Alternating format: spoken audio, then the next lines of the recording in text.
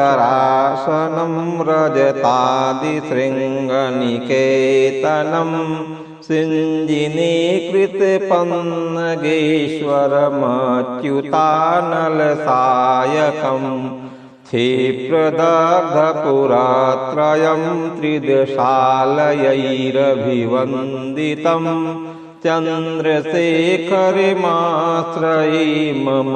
किं करिष्यति वै यमः पञ्चपादपपुष्पगन्धिपदाम्बुजब्दयशोभितं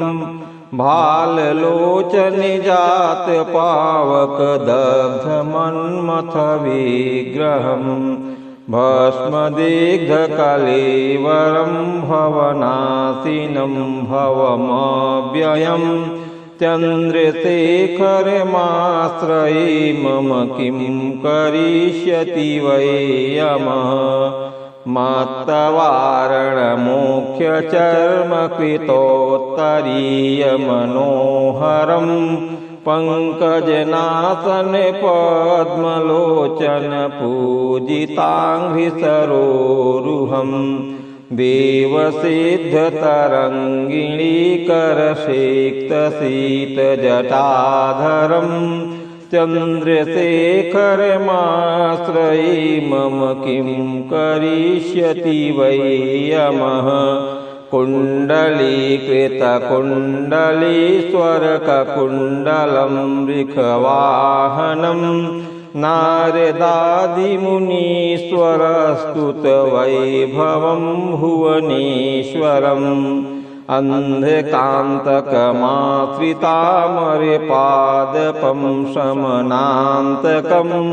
चन्द्रशेखरमाश्रये मम किं करिष्यति वै यमः यक्षराजसुखं भगक्षिहरं भुजङ्गविभूषणं शैलराजसुतापरिष्कृतचारुवामकलेवरं स्वेदनीलगलं परस्वधारिणं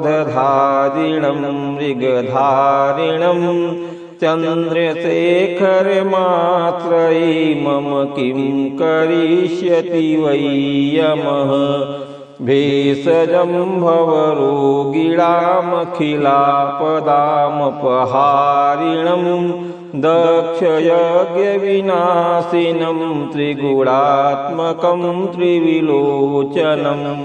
भुक्तिमुक्तिफलप्रदं निखिलाघसङ्घनिबर्हणं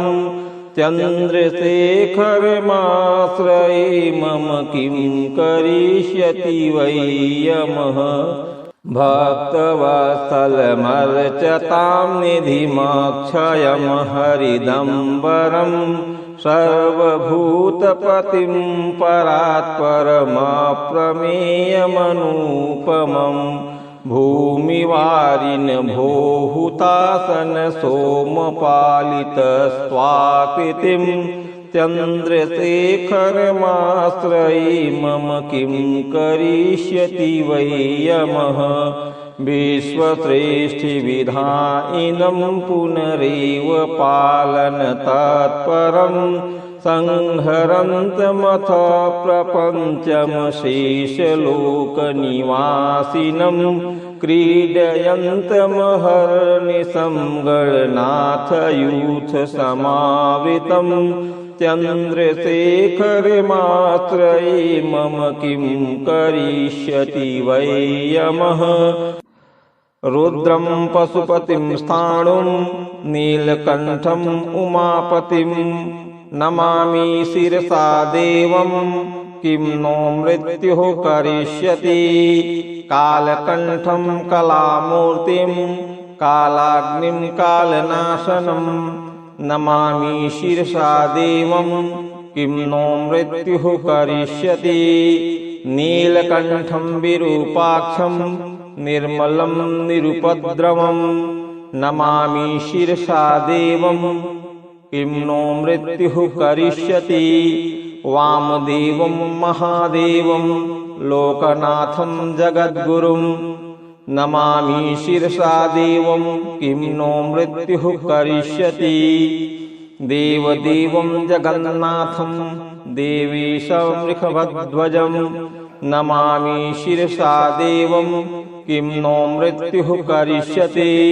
अनन्तमव्ययं शान्तमक्षमालाधारं हरं नमामि शिरसा देवं किं नो मृत्युः करिष्यति आनन्दं परमं नित्यं कैवल्यपदकारणं नमामि शिरसा देवं किं नो मृत्युः करिष्यति स्वर्गापवर्गदातारं श्रेष्ठस्थित्यन्तकारिणं नमामि शिरसा देवं किं नो मृत्युः करिष्यति स्वर्गापवर्गदातारं श्रेष्ठस्थित्यन्तकारिणं नमामि शिरसा देवं किं नो मृत्युः करिष्यति।